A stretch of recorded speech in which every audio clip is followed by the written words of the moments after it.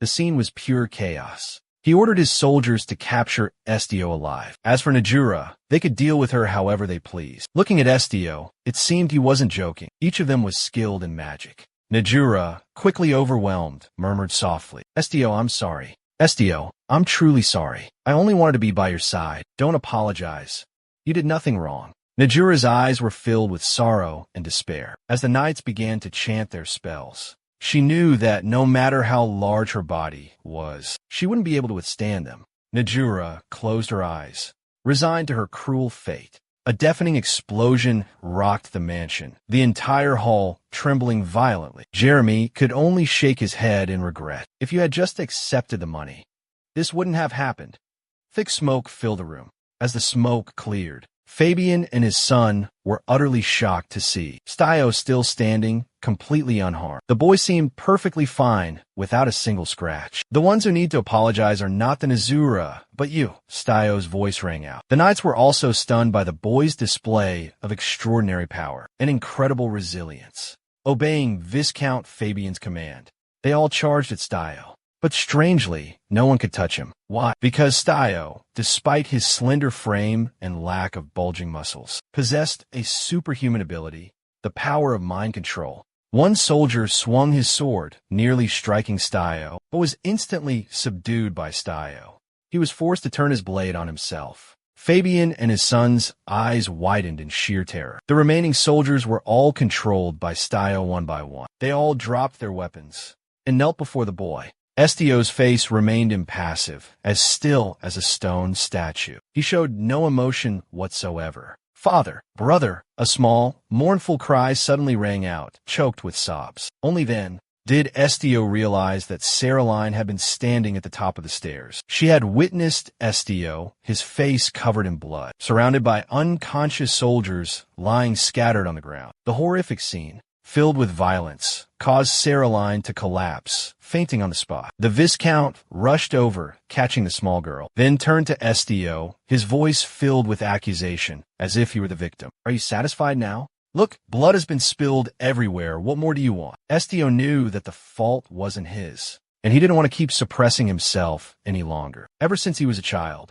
he had to strain himself, hiding the power that people considered a curse, something to be feared, but that hadn't made Estio's life any easier. It only led to him being tormented, beaten, and abandoned for 19 long years. Having just escaped that life of hardship and poverty, he had to once again restrain himself, enduring Nazura, being bullied and abused by others. Stio couldn't tolerate it. He refused to endure it any longer. However, in the current situation, it was perhaps best to stop here. I will not attack the AI any further. In return, consider everything that happened here as if it never existed. The Viscount found this demand incredibly audacious and arrogant. But before he could say anything, the vengeful Jeremy, cowering in the corner, screamed, "You cruel beast! You butcher! You cold-blooded murderer! You caused this tragedy, and now you dare order us to erase everything, pretend like nothing happened." Stio turned, giving Jeremy an icy glare, making him tremble, frozen in terror. Then, he coldly mimicked the Viscount's tone, saying, "This is not a request. This is an order." Jeremiah trembled with rage. But the truth was, he gritted his teeth. His jaw clenched in frustration, unable to do anything more. Finally, both he and the Viscount fell unconscious, succumbing to Stio's overwhelming psychic power. Just then, Suki appeared. As expected, it was always there whenever Stio needed it, because he couldn't carry Najura. Back alone, Suki transformed back into a giant tiger and gently placed her on its back. "You should come up here too," Suki urged, "but that would tire Suki out. I can walk just fine," adding, "You won't make that much of a difference. Come on up." Estio couldn't refuse any longer and climbed onto Suki's back. Actually, after using his power just now, his entire body was exhausted. Estio held onto Najura and Suki tightly. The colossal tiger leaped, bounding out of the Fabian family's opulent mansion. Suki carried the unconscious Estio and Nazura on his back, silently traversing the shadowy streets. Nezura was completely out cold, while Estio was consumed by immense sadness. Although he knew Suki wasn't one to share his feelings. At this moment, besides confiding in his companion, Estio didn't know where to find a shoulder to lean on, a comforting word to ease his pain. "Suki, am I really a monster?" Estio whispered, his voice trembling. Estio's mind was in turmoil, because just a moment ago, he had not only read the thoughts of those soldiers, but also controlled their minds, making them take their own lives, forcing them to commit suicide. He recalled the grand hall in the Fabian mansion, now filled with the pungent stench of blood. An ordinary person witnessing such a scene would surely faint in horror. But strangely, Estio felt no fear. Although he knew his actions were wrong, he felt no remorse or sorrow. This made Estio feel the gap between himself and the concept of monster was steadily shrinking. "So what?" Suki didn't answer but retorted, his tone challenging. "If it were me, I would have taken all their lives." Suki bluntly scorned Estio for being weak and cowardly, because for him, there was no reason to hesitate or show mercy to those who had caused him harm and threatened him, who had robbed him of precious things. "But in the end, I was the one who killed someone." Estio remained consumed by despair and despondency. "Well, it's okay to feel sad. After all, you didn't want to hurt anyone."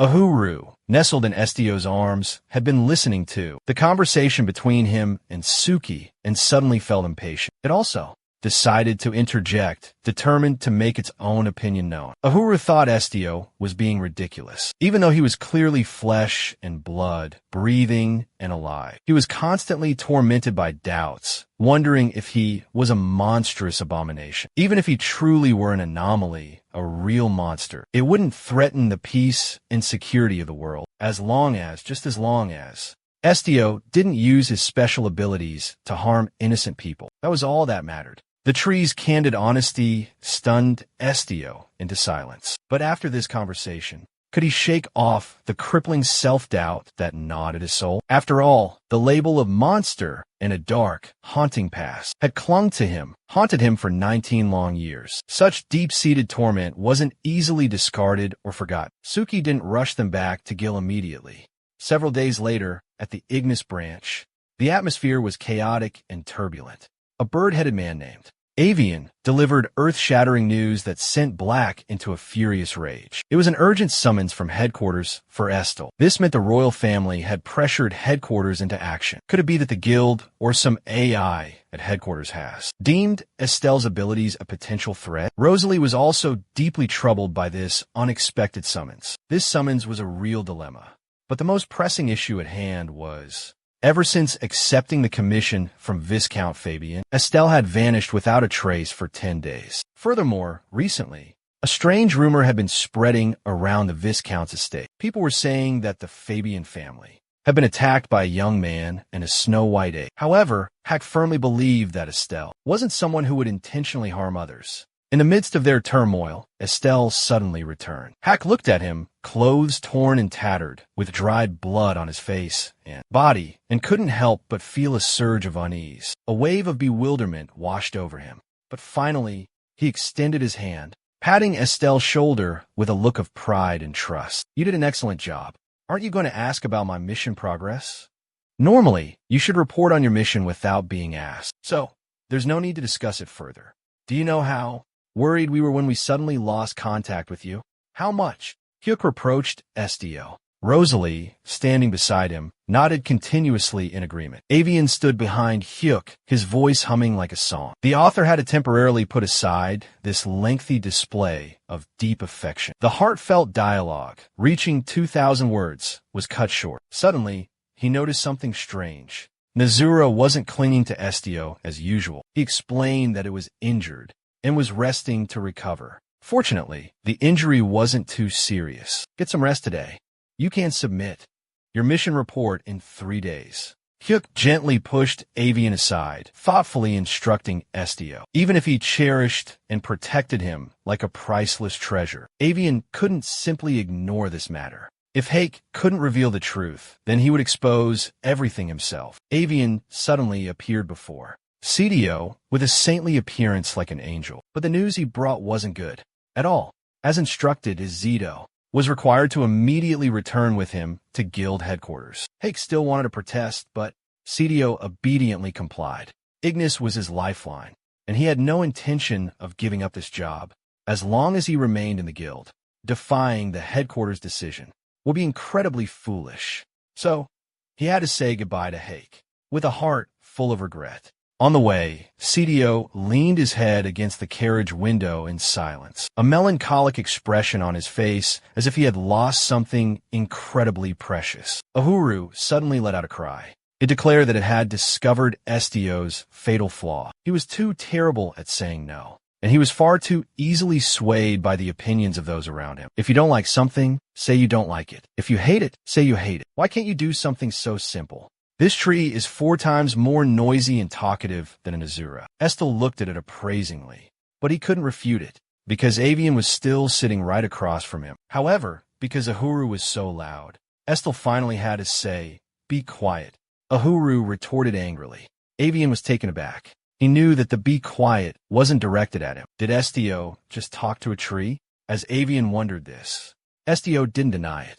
He figured Avian would be just like everyone else, shocked and see him as a strange monster. Actually, Avian was incredibly surprised, but that surprise quickly morphed into an indescribable excitement. "Whoa, that's amazing," he exclaimed. Avian continued, his voice full of wonder. "I heard a rumor that you can read people's minds. Is that true? So, can you tell me what I'm thinking right now? Is there really someone in this world so eager to have their mind read? How strange," Estio thought to himself. "I wonder what kind of things are going on inside this guy's head." He intended to stay silent, but at that very moment, Nazura, who was lying beside him, suddenly woke up with a jolt, and immediately, Avian's chaotic thoughts came flooding into Estio's mind, causing a splitting headache. Amazing, but also terrifying. Avian cried out, "They say white monkeys are monsters. So what if it eats me?"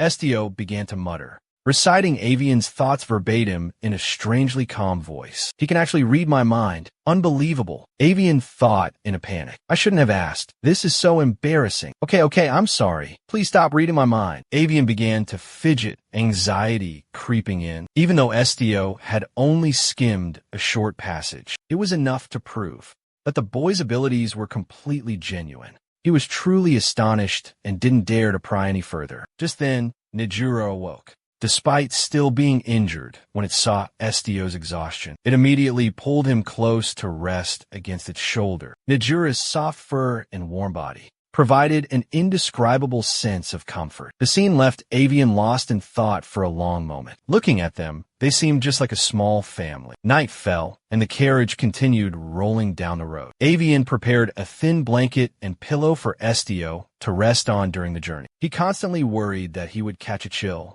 or feel uncomfortable. "Would you like another blanket? If you're hungry or feel unwell, please don't hesitate to tell me. This is comfortable enough. Thank you." Estio replied sincerely, without any formality. That Avian had never imagined how difficult life had been in that tiny attic room before. So, even though the seat was a little cramped, even though the carriage rattled constantly, Estio felt incredibly comfortable and at ease. They continued their journey for a while when it suddenly started to rain. Avian had fallen fast asleep, snoring softly. Nazura suddenly woke up, her face filled with fear. Estio thought she had been awakened by Avian's snoring, but that wasn't the case. Her sharp animal instincts told Nazura that a mysterious force was surrounding the carriage. It wasn't human, nor was it animal, but it gave Nazura a bad feeling, as if they were after their lives. Sure enough, not long after, the driver frantically threw open the carriage door, his face pale. "We're in trouble. We're surrounded by." The avian monster suddenly awoke, but was still drowsy and half asleep. "How many enemies surround us? Can we escape from here?" "They're all Hapkis with terrifying power." The driver finished his sentence, and Avian's face instantly changed, becoming incredibly grim. Hapki monsters usually only appear when winter descends, yet here they were, surrounding them. Moreover, it wasn't just one, but an entire pack. The driver continued, "Even if we break through the encirclement, escape will be difficult, because those monsters are much faster than horses. Let Najura go out and assess the situation." Although Najura hadn't fully recovered, he was still full of fighting spirit, volunteering to go. Estio tried to stop him, but before he could do anything, Najura rushed out of the carriage. The rain poured down, heavier and heavier. Inside the carriage, Estio couldn't hide his anxiety and worry. To leave our ally to fight alone like this isn't it a bit, he muttered. The driver, understanding his concern, glanced towards Avian, but the young man would surely object vehemently. Despite also possessing special abilities, in reality, Avian had absolutely no combat experience. If he rushed out now, he would only get in the way, becoming a hindrance rather than any help. As for Estio, he couldn't just stand by and watch Najura fight alone. Avian naturally wanted to stop him, because he believed Estio's abilities were also unsuitable for combat. But from the very beginning, Estio had no intention of using force to confront them. Estio's icy gaze sent a shiver down Avian's spine, a chill running through him. If he wasn't going to fight, then could it be that guy's planning on making the white monkey his dinner? Those damn habia. The thought made Avian restless, a fire burning in his gut. He scrambled out of the carriage, despite his own lack of combat skills. However, Avian's knowledge was incredibly vast. He had a warned style about something crucial. The habia beasts were known for their ferocity and bloodlust, and when they attacked in packs, the danger multiplied exponentially. They aren't opponents that you can face alone with just your strength. You can't withstand their devastating power by yourself. Stio, please listen to me. This won't be over just by taking down a few of them. Over there, Najura is bravely fighting the habia. Despite knowing that, Avian still believed they should escape before being surrounded. He was afraid. As Avian was trying to persuade Estio from the sky above, a harpy suddenly swooped down with terrifying speed. Avian froze, rooted to the spot, completely lacking real-world combat experience. The young man couldn't even react to escape. He seemed completely paralyzed, unable to move. Finally, Estio acted. She rushed in front of Avian, taking the full brunt of the deadly attack. The harpy's sharp beak plunged deep into Estio's left shoulder, creating a gaping wound, blood gushing out uncontrollably. Immediately, Estio used her special ability to control the ferocious beast's mind, preventing it from attacking further.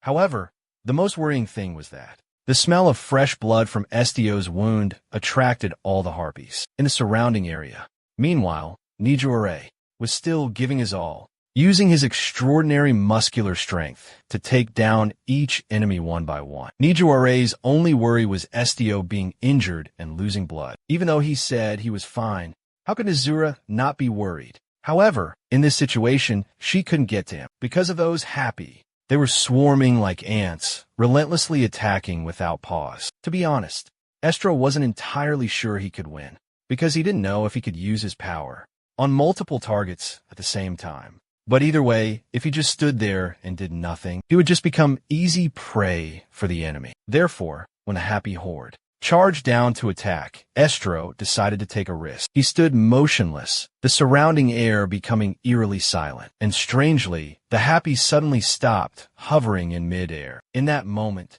Estro hesitated, unsure if he should take their lives. But in the end, he chose to be merciful. Return to where you belong. The happy flapped their wings, but this time to turn and fly back. Avian's jaw dropped in astonishment at the sight before him. From the day he was born until now, this was the first time he had witnessed ferocious monsters, obediently following the commands of a human. Estio's test was a complete success. The threat had been completely eliminated.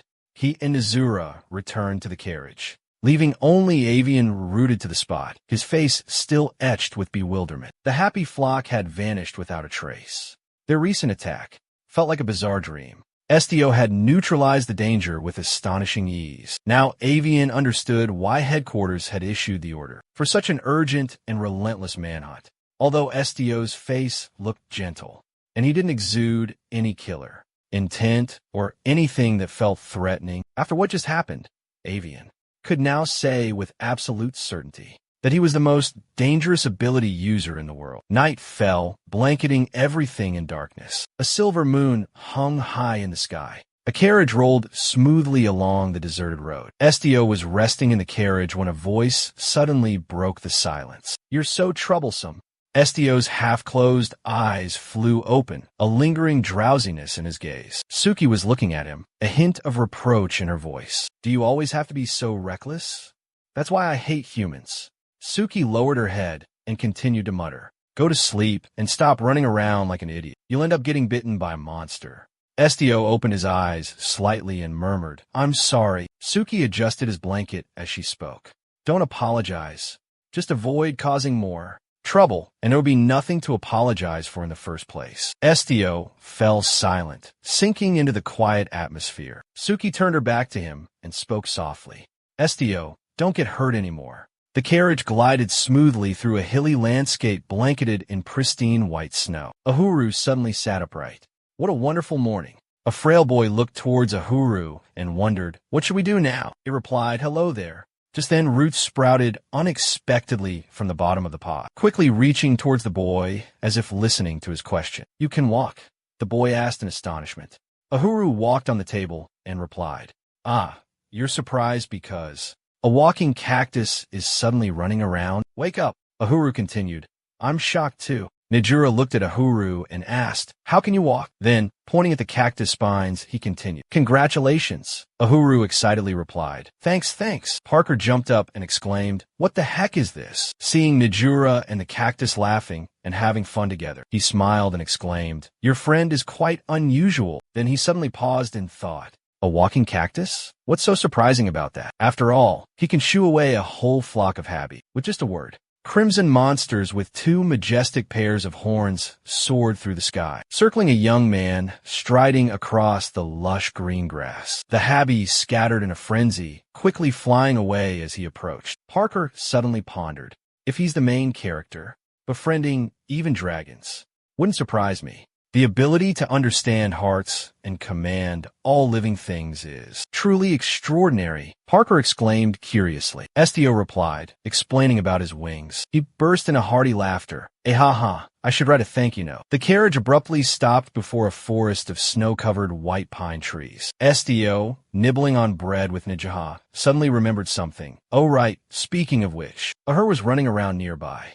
He suddenly asked, Ahur, are you thirsty? Ahur replied, no, I'm not thirsty. Witnessing this, Nejura asked, did you eat something already? Ahuru immediately replied, not really, just yesterday when Estio was injured. He lowered his head and mumbled, Then Ahuru continued the story. Didn't you lose a lot of blood? Drops of crimson blood fell, tracing paths across his pale skin. Soon after, a drop of blood landed on. Ahuru casually continued, your blood dripped down, and I accidentally swallowed a little. Then it giggled, a laugh of innocent ignorance. You let me drink your blood. Ahuru cheerfully replied, yeah. Ahuru's expression remained calm, as if nothing had happened, but as if realizing something. It suddenly panicked and started to explain. Don't misunderstand. I couldn't move at the time, and I didn't do it on purpose. Your blood, it just accidentally fell into my mouth. Then suddenly, Ahuru broke into a bright smile, continuing the story. And then, I bloomed, for the first time. Nejura looked at Ahuru with gentle, affectionate eyes. Then he softly spoke. Strange, this flower bloomed after absorbing human blood? Parker continued to mumble to himself. You should focus on a more important detail, a normal tree. Absorbing human blood, then walking around is the astonishing part. Ahuru bloomed, bowing its head in his hand, and spoke. This is a small gift. Please accept my sincerity. Shio cradled Ahuru in his hands and expressed his gratitude. Ahuru chuckled smugly. Then it continued. You are the one who should be thanking me. Suddenly, Ahuru's petals fell onto his arm. Immediately, the skin there began to necrotize. Then, only faint black marks remained before disappearing. Estio exclaimed in regret. The flower has vanished. Ahuru said sadly. My gift. Then it continued. Estio, look at the light on your shoulder. Estio was surprised, countless question marks appearing in his mind. Estio stared intently at the wound on his shoulder. Then, he placed his hand on his shoulder, lost in thought. Suddenly, a piece of jet black cloth and a pristine white string appeared. Estio leaned back in his chair and slowly said, This flower, it seems to possess the ability to heal wounds. Ahuru exclaimed excitedly. That's amazing, isn't it? A voice called out, Nejura. Hey, Nejura. Hearing his name, Nejura responded with a soft kiss. The voice continued. Last night, Suki came to visit us, didn't he? Nejura looked up and replied, Your answer is both right and wrong. The black cat lay curled up on the chair. Like a soft, warm cotton ball, a comforting nightlight. The voice spoke again. Suki has been with us in the carriage since last night. Having changed his clothes, Estio still couldn't believe what had happened, as if it were all a dream. He reached out and grasped a gleaming golden object and held it up high. Estio jumped to his feet. Suddenly stumbling backward, the blue-haired young man exclaimed worriedly, "What do we do now? Standing on a moving carriage is dangerous." Estio called out, "Suki, I know you're there." Estio's hand reached up, gripping the roof of the carriage tightly. Suddenly, a jet-black cat appeared, letting out a loud meow. Seeing this, Estio warned, "It's dangerous up here. Get inside the carriage." But Suki remained perched on the roof, unmoving. It strode confidently and spoke. "It seems you're in more danger than I am." Suki suddenly darted away like a flash of lightning, leaving Estio surprised. Then it sat regally in front of him. Just as Estio returned to his seat, a voice suddenly called out, "A cat." Parker scratched his head, curiously asking, "Estio, is this your cat?" Suki yawned, then a clear explanation echoed. "No, Suki doesn't belong to anyone. I'm not a stray either." Parker guessed again, "So you're friends?" Suki hopped onto the seat next to Estio and asked, "Who's that idiot?" Estio replied, "This is Parker." Suki curled up on Estio's lap and asked, "Are you hurt somewhere?" Estio replied, "Yes, Ahuru helped me heal." Suki asked, "What can a tiny thing like Ahuru do?" Ahuru quickly ran closer to where Suki was lying. Estio's eyes softened with tenderness. He said, "It has the power to heal. In that case, you should come with me." Suki replied, "I'm not going with you. I just happened to find you injured while I was exploring." Estio patted Suki's head and continued, "Well, from now on, you'll come with me." Suki wagged its tail. Estio held it tightly, its face flushed, its expression a mix of adoration and pampered contentment. The carriage sped along the steep road. The black cat spoke up again. "Let me be clear, I'm only going with you because you told me to. What's with always getting hurt coincidentally when I'm not around?" Estio smiled and replied, "Yeah, thank you." Suki cracked open an eye as the boy's hand gently touched its head. Suddenly, Estio closed his eyes and thought, "Estio, he's changed. I don't care how he's changed anymore. It doesn't matter how different he is now." The carriage continued rolling down the long road. Estio unconsciously turned his head, gazing into the distance, as he heard someone call his name. Ahead, a crimson mirror suddenly materialized, radiating a mystical light. "We've arrived at the transfer gate connected to headquarters." A voice broke the silence. Estio and Suki slowly approached the strange gate. Meanwhile, Parker, holding a piece of paper, spoke up. "Parker and Estio, from the Ignis Guild. Please charge the transfer fee to our guild." The person at the counter replied, "Yes, your information has been confirmed. For security reasons, this gate is only permitted for use up to 3 times per day per adult." Estio's gaze remained fixed on the gate, filled with a pensive expression. The cashier continued, "There can also be some side effects after using this gate. If you agree to these terms, we will open a path just for you." Suddenly, a man with a dignified presence approached. Estio cautiously moved closer to the mysterious gate. He closed his eyes and suddenly opened them wide. Before him stood a magnificent grand castle. As soon as Estio and Najura crossed the threshold, Parker arrived just in time. He realized this was the guild's headquarters. Parker smiled brightly, greeting Estio. "This is the Ignis Guild headquarters." Outside, the building was a skyscraper with an ancient, imposing architecture. Everyone slowly ascended the spiral staircase. Parker looked up at the towering heights as he walked. Meanwhile, Estio walked in deep thought. The staircase seemed to stretch endlessly, as if leading to heaven. Does heaven truly exist up there? Blank. Those who hold power and immense wealth. People endlessly praise them, cheer for them and their supporters. Estio looked up, lost in thought. If I climb to the peak of power, will things truly be better? Estio continued walking in silence, without another word. Parker glanced back at him and said, "We're here. Maintain proper decorum." Some exclaimed, "Time flies." Parker explained, "This is the magic stairway. It works much like a transfer gate. You were supposed to meet the chairman, but he's been absent for nearly 3 months. So, you'll be meeting Wenliski." A man approached the closed door. He reached out, touching a button on the door. Parker quietly knocked on the door.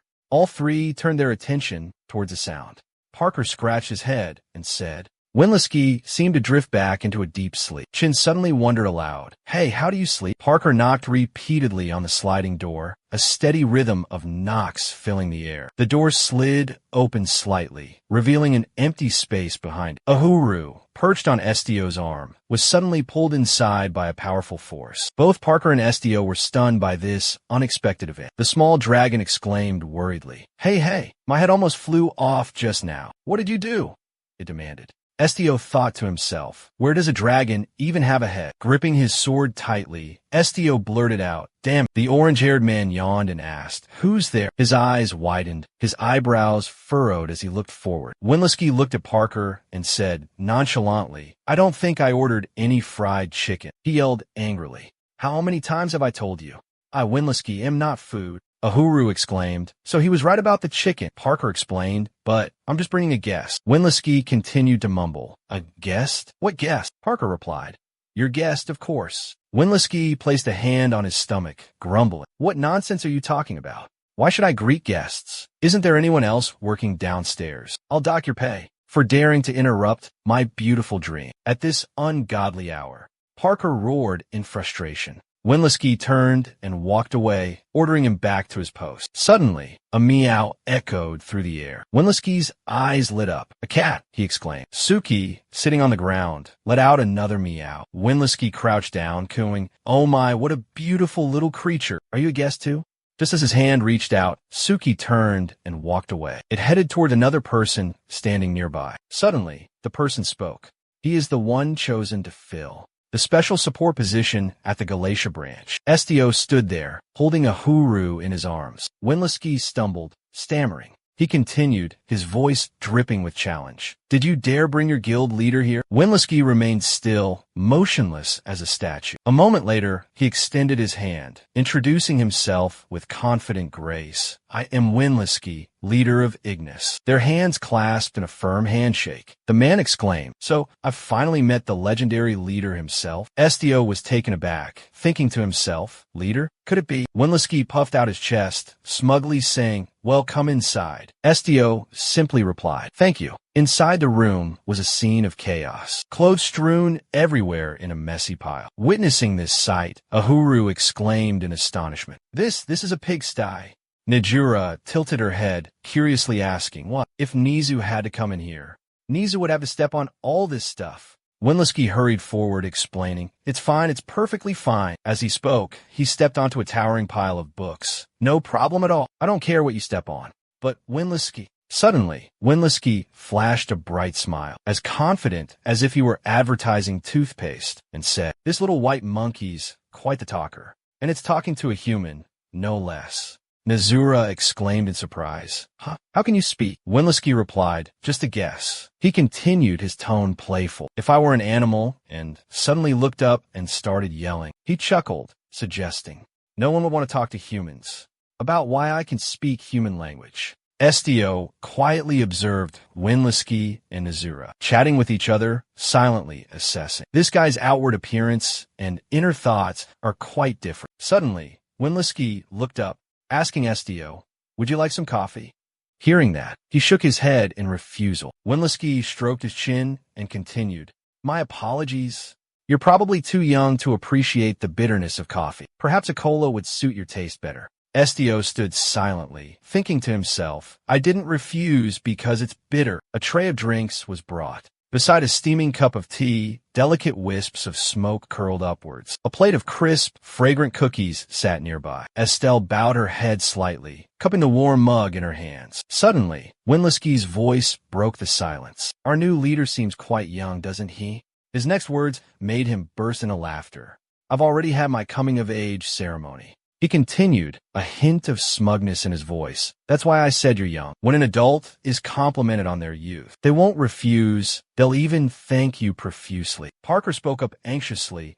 Winlisky heard a call from afar. He raised his teacup to his lips, took a small sip, and asked, "What is it?" Parker hesitated before continuing. "You sound like one of those creeps who likes to tease children. Cut out." Winlisky leaned back in his chair, chuckling sarcastically. "Let's get down to business. That's why the chairman summoned the leaders from headquarters here." Style replied, "I see.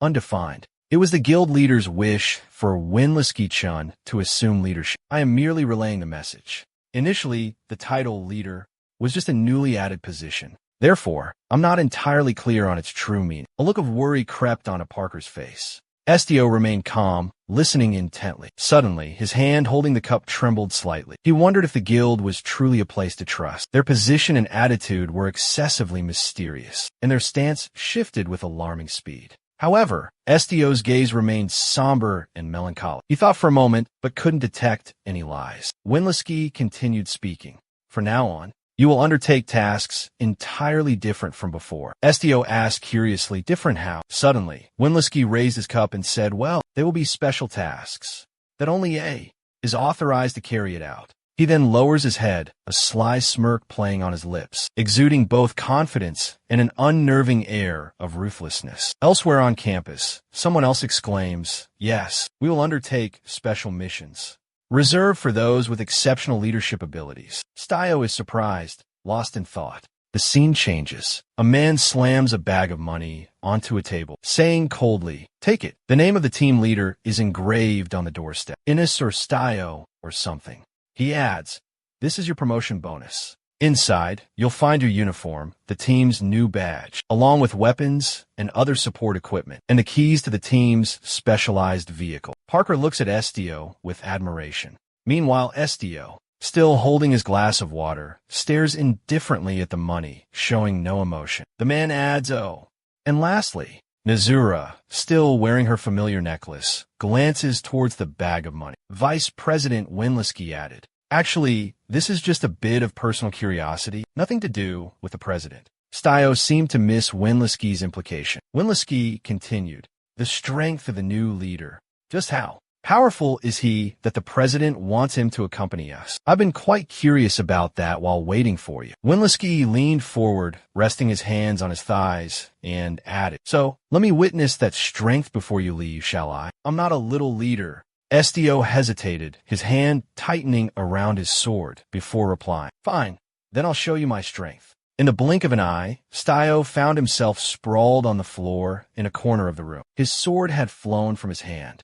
Parker and Estio couldn't help but burst out laughing. Ha ha ha. On the table, a cup of hot water and a plate of pastries remained untouched. Only a coffee cup lay rolling on its side. The final drop fell. Slowly, Hio lifted his head. Exhaustion etched on his face, his gaze fixed on the cup of water. Steam curled lazily from the hot water. Hio thought to himself, how can I possibly fight against this? Against something like this? Don't be ridiculous, he muttered. Hio sat down, his grip still tight on his sword, leaning back against the chair to rest. I need to see just how strong this kid really is, he thought. Launching forward like an arrow, he aimed straight for Estio. Estio was startled by Winlisky's sudden attack. A flicker of doubt crossed Winlisky's mind. Why isn't he defending himself? But before he could dwell on it, a powerful gust of wind swept past Hio. Hio realized with astonishment that Estio hadn't moved a muscle. The boy's hands were still wrapped around the steaming cup of water. Suddenly, Hio realized that he was holding his own sword to his own throat. Hio trembled in fear. A thought flashed through his mind. Can it be? It can't move? Estio calmly replied, what you wanted to see. A sudden gleam lit up Astro's eyes as he added, is this enough? Finally complete. Lesky crumpled to his knees, staring at Astro in shock and terror. His sword clattered to the ground as Hantio slammed his fist into the paper orb. Leader of SAO, you should have told Winlisky. The chairman's papers fluttered to the floor. Ho Luyan continued his tirade, burying his face in his hands. Here, helping the ruler Winlisky. He mumbled, how can SAO possibly control a powerful predator like Winlisky? Tick Truck watched with a contemplative frown at the cold demeanor of, it's a blessing Estio wasn't swallowed whole by. But Hio let out a sinister chuckle. The final hour has arrived. Hio placed his hands behind his back, leaned back in his chair, and declared, a new era has begun. On a film set, a black screen, a clearing suddenly appeared. Estio turned and asked his cactus, do you like this place? The cactus replied, yes. Really? Estio beamed, happily saying to the potted plant, you really like it? That's good then, Ahuru. Then, Estio climbed onto the haystack. In a certain room, there were many boxes that looked like cute little houses for cats. On the cabinet, Pictures of beautiful natural landscapes were displayed. Estio thought to himself, did they need to prepare this thoroughly? Mizura held a set of clothes in her hands and said to Estio with a bright smile, Estio, look, new clothes. Inside the box were neatly folded shirts, and outside was a pair of clean shoes. Estio replied indifferently, yeah, new clothes. But Mizura excitedly added, it's not just new clothes. Mizura continued, there's magic woven into them. This is amazing. Unbelievable. Plus, it's self-cleaning and temperature-regulated. Estio, inside the shock-absorbing armor, wondered if this outfit, if Nada would want to wear it. Immediately after, Estio asked Nezura, wait, Nezura. Nezura replied, Q. Estio continued, I'll see if I can get some clothes, and if Minato and Suki can wear them too. Nezura replied, Q. Nezura doesn't need clothes. Suki approached Estio and said, I also find it bothersome and troublesome, so don't bother. Estio knelt down on one knee and kindly asked Suki, if you feel cold without clothes to keep you warm, or feel self-conscious being naked like that. Suki thought to himself, you're embarrassing me. Suki jumped into Estio's arms and said, animals don't wear clothes. We have food dash. Suddenly, Estio seemed to wake up, letting out a gasp. Nezuriki immediately offered an explanation. I've heard that people often adorn themselves in fine clothes to receive better treatment. The male lead lowered his head, thoughtfully replying, if I had a more handsome appearance, things would be easier. Nezura brightened, eyes sparkling. Then, many people will adore you. Estio looked surprised, objecting. Just because some people have a high social standing, does that guarantee everyone will like them?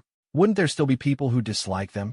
Nezura hesitated, murmuring softly. At least they wouldn't dare to lay a hand on you so easily. Nezura looked at him with innocent, clear eyes. Nizu will do my best to protect the male lead, but it will be troublesome if someone stronger than Nizu attacked you. Suddenly, it remembered something, quickly reaching out towards its mother and calling out. The 7 young men remained silent, intently watching. Suddenly, the young man reached out. He gently placed his hands on Nezuko's shoulders, then carefully began to undo her shackles. I'll remove these when no one's around. It must be very uncomfortable to be bound like this. Being tied up like this must be quite bothersome. Nezuko cheerfully replied, I'm all right. It's actually easier to move around like this, less to get in the way. The young man looked at Nezuko with sympathy. I imagine it's not very comfortable. I can't imagine it's very comfortable like that.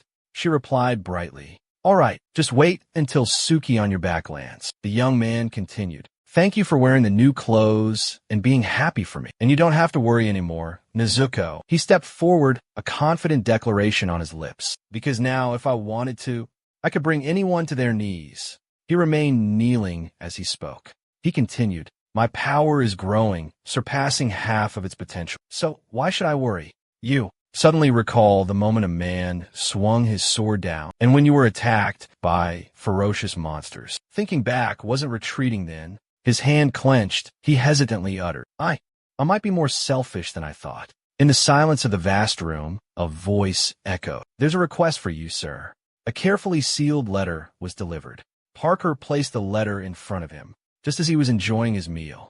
Still focused on the soup before him, he politely thanked the messenger. Parker scratched his head, replying, it's just my job. So, are you used to this comfortable life yet? Stio held the letter, casually saying, it's quite pleasant, undefined. Now that there's a request, I feel much more relieved. Parker, overjoyed, exclaimed, woohoo, you're so meticulous and careful. Stio, no, I should call you the leader. Remaining calm, the protagonist invited him to eat and asked, all right, let me go get my food. With a spoon in his mouth, the protagonist thought, whether I'm called a leader, a commander, or anything else, I still don't know what to do. The letter contained a request, and the requester was 2GA. Seeing that name, he involuntarily muttered again, 2GA. Hearing the name, the cactus excitedly exclaimed, whoa, I know that place. It began to show off its knowledge. That's one of the prestigious new duke families in this kingdom. The head of the Mabian family is the cousin of the current emperor, and he possesses an incredibly flexible ability to control his body. The protagonist looked at the cactus questioningly. Have you ever? It boasted. I'm a seasoned veteran, acquainted with countless heroes and prominent figures. Nezura curiously looked around and asked, what's it babbling about? Estio calmly explained the situation. Ahuru spoke up. I've met the person who requested this mission from us. Nazura immediately switched to flattery. Ahuru, you're so wise. You know everything. You truly are an extraordinary cactus. The cat was still curled up, fast asleep under the table. Thank you.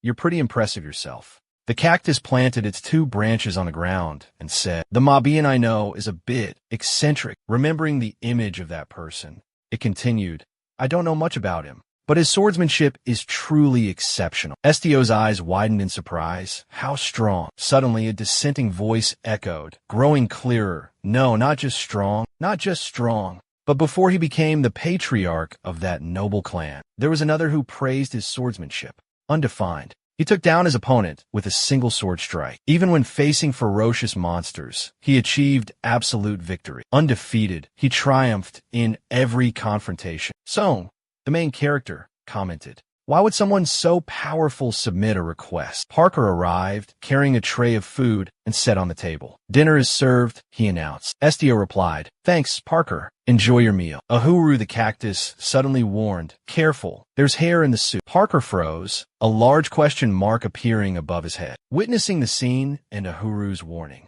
the dining room returned to its usual tranquility. Estio held the request form, carefully reading the mission description. Estio pondered, just as I thought.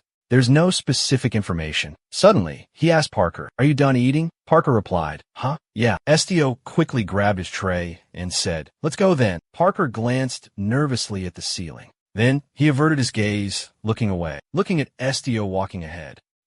I've noticed it before, but you truly are a special case. Hearing this cryptic remark, Estio asked, what do you mean? The other person quickly replied, no, that's not what I meant. Estio gave him a light jab in the stomach. Suddenly, the image of a fierce man flashed through Estio's mind. He roared with fury, damn monster, get out of my sight. Estio walked on, lost in thought. All right, speaking of which, it's been a while since I've dined with anyone else. The scene shifted to a vast hallway. The rhythmic footsteps of a man echoed across the marble floor. Soon after, another figure quickly caught up to him. Estio stopped, turned around, and recognized the person as Parker. For a moment, their eyes met, locking in a silent exchange. Estio asked, do you still have work at headquarters? A question mark seemed to pop up above Parker's head. He explained, I haven't had any assignments there for a while now. Escorting you was my final mission. Their conversation began. Estio said, so you're about to get some rest then? Parker replied with a. He then adjusted his tie and asked probingly, you really don't know? Estio asked back, his eyes wide like a lost fawn in the woods. No. Parker confidently puffed out his chest, introducing himself. Bernie Parker here. I've been transferred to the high command team. Estio turned abruptly, looking at Parker with a questioning gaze. Team? What team? Parker extended his hand, his tone full of pride. From now on, consider me as one of your direct subordinates. It's a pleasure to serve under you, Commander. Parker beamed. Estio looked up at Parker, a hint of anxiety on his face. Well, so am I, he replied, his voice hesitant. The two clasped hands, exchanging a firm handshake. A friendly handshake, Estio thought to himself. Suddenly I have a team and a subordinate. On his left breast, his badge gleamed with the symbol of a spread-winged eagle. He continued to ponder. Commander Barnes, noticing Estio's distraction, looked slightly panicked, waved a hand in front of him, and called out, Commander, are you all right? I think I'm a little overwhelmed. Estio bowed his head in response. Then first, let's pack our things. Partner, hearing this, asked curiously, huh? Where are we going? Estio answered as he strode forward, I'm planning to go out for a while. We need to meet with the client, Mabian Zega. Estio, Nijaha, and the small cat stood before a large gate. Nearby, a man stood guard. When he glanced back, another man suddenly approached and spoke. Just as I expected, partner, arms loaded with various belongings, complained, do we really need to bring camping gear? Both Estio and Nijuha were stunned for a moment. Estio hurriedly explained to partner, we don't need to camp. He replied enthusiastically, I brought snacks too. Partner held out his hands, showing off. Look, salted crab and grilled octopus balls. He proudly displayed the food, which was emitting a strong aroma. This is the boundary map. I spent all my money to buy it. Since you're the leader, I'll give you half. Consider it a special bonus just for you. Hearing that, Stio shook his head in refusal. I don't need it. His words unintentionally hurt partner's feelings. Tears welled up in his eyes. The gatekeeper spoke, his face filled with remorse. The Highgate territory is off our planned route. Instead, we'll take you to the Renas underground caves. It will cut your journey in half. The gatekeeper pulled a lever and said, I'll activate the gate. Safe travels. Stio slowly walked towards the gate. A mystical purple light illuminated his face. Inside the cave, a pitch-black darkness enveloped everything. Water droplets dripped from the jet-black stalactites that covered the entire cave. Stio lowered his head, carefully observing the ground. Partner looked around nervously. He trembled, shaking his head vigorously. Suddenly, another figure appeared behind him. The figure laughed maniacally and then greeted him. Suddenly, magnificent azure wings unfolded. Bartner tried to fly away, but seemed to be held back by something. Before the astonished eyes of Estio and the person who had just threatened him, Bartner collapsed unconscious, falling to the ground. Estio panicked, quickly asking, Are you all right? He replied weakly, I see you guys later. The one who had threatened Bartner spoke. You're quite the energetic little pigeon, aren't you? Bartner asked curiously, Who are you? He laughed loudly and replied, I am the gatekeeper of this transfer portal. Estio looked surprised and politely requested, Excuse me, gatekeeper, we are lost in the Reno underground caves. He chuckled. Oh, what a polite young man. It's been a long time since anyone visited this old cave. Suddenly, swarms of bats poured out of the cave, flying in the dark night. His voice echoed in the silence. But why would a youngster like you come here? Estio bowed his head respectfully and reported, We are on our way to Hyga's territory. The old man smiled, his eyes glinting with knowing amusement, and asked, Hyga? A chilling glint flashed in his eyes. He continued in a low voice. Few explorers dare to set foot in that death zone. Curiosity piqued, Estio asked, Why is Hyga's territory called a death zone?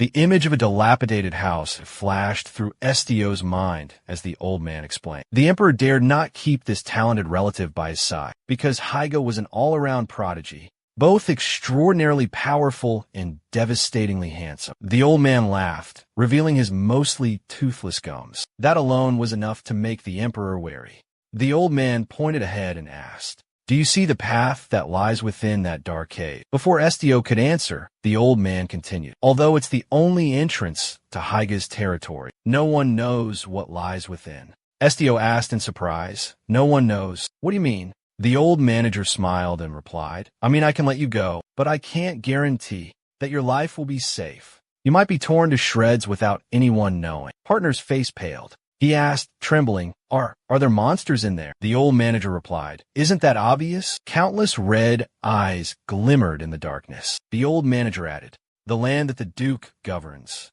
is a lair of bloodthirsty, fanged monsters. In other words, that cowardly king is afraid of his own lineage. The old manager's smile made both Estio and Partner uneasy. Estio glanced to the side, then looked straight ahead. The tunnel manager smiled, thinking to himself, Look at that kid, not a trace of fear or hesitation. Suddenly, a strange look flickered in Estio's eyes. He took a few steps forward. The old butler pointed his index finger at Estio and warned him, You should be more careful. He pointed directly at Estio's strongly beating heart, emphasizing his warning. Do your best to avoid the attention of that cowardly king. Otherwise, he will swallow you whole before you even have a chance to break free from your own shell. Estio smiled gently in response. Please tell the Duke that I am grateful for his invitation, and I willingly accept. He turned to leave, but glanced back at the butler and added, And when the time is right, you can speak freely with me without hiding your identity. Estio's figure gradually disappeared in the distance, but the butler remained standing, watching him. He pondered for a moment, then suddenly burst into a savage laugh. Speak freely without hiding, you say? The butler brought his hand to his neck, and in an instant, a sharp cut tore through the skin. Suddenly, a handsome young man appeared, uttering words of surprise. How interesting. A faint light flickered, sparkling amidst the darkness. It was there that Siteo, Parker, and Najuro were heading forward. Parker suddenly looked around, his face filled with fear. He looked towards Siteo, who was in a daze with a blank expression, and Najura with a look of excitement and exhilaration. Siteo suddenly spoke. I didn't know you were apprehensive underground. Sorry, Parker stammered, trembling. Then he regained his composure and asked, Did you just read my mind? Siteo replied, I apologize if I was being rude. Parker regained his confidence, put his hands on his hips, and said, It's okay. No problem. You can read as much as you like. You're the commander after all. Immediately after, Parker scratched his head and continued. Rather than saying it's fear, it's more like, it's a characteristic of my people. Hearing that, Citeo, a voice echoed through the desolate, silent mountain forest. Because we avians live on towering mountain peaks and rolling hills, we often feel stifled and short of breath. When confined in such a tight, cramped space, inside the gloomy cave, Baker continued speaking. It's also cramped and difficult to fly in here, Stio replied. But why choose this path? Because this cave leads directly to Higa's territory. If we keep moving without stopping, it will only take half a day to get there. Glancing back, Stio continued to explain. Because the ability to use the transfer gate is limited, we have to wait a day before we can use it again. Therefore, I thought going through the cave would be faster. As if suddenly understanding a new truth, Ku exclaimed. This method is indeed much more effective, Stio humbly replied. It's my fault. I didn't consider the whole team when teleporting. He immediately countered. No, don't worry about making mistakes. Just follow my orders. Estio placed a finger to his temple, slowly commanded. You mean you'll absolutely obey all my instructions, regardless of your own will? Parker gave a wry smile and replied. Estio pursed his lips, lost in thought. Ultimately, isn't this the same as manipulate someone's mind and controlling them? Parker continued, his voice as cheerful as a freed bird. It's not that I don't have my own desires, but I sincerely want to follow you, Estio. Hearing this, Estio asked, You want to follow me? Parker replied, You are my superior, but you are also my savior. Parker suddenly recalled the moment Estio shielded him. Estio lowered his head, avoiding Parker's gaze, and replied, I was in danger myself at that time. Parker beamed brightly and said, Even so, if it weren't for you, I would be dead. I'm truly grateful that while Parker was sharing, Nezura suddenly flew into a rage, growling incessantly. Parker, terrified, burst into tears. Why did it become like this? Estio called Nezura's name, trying to calm it down. Suddenly, a dark creature appeared in the distance. Estio wondered why there were so many monsters. Parker hurriedly asked a series of questions.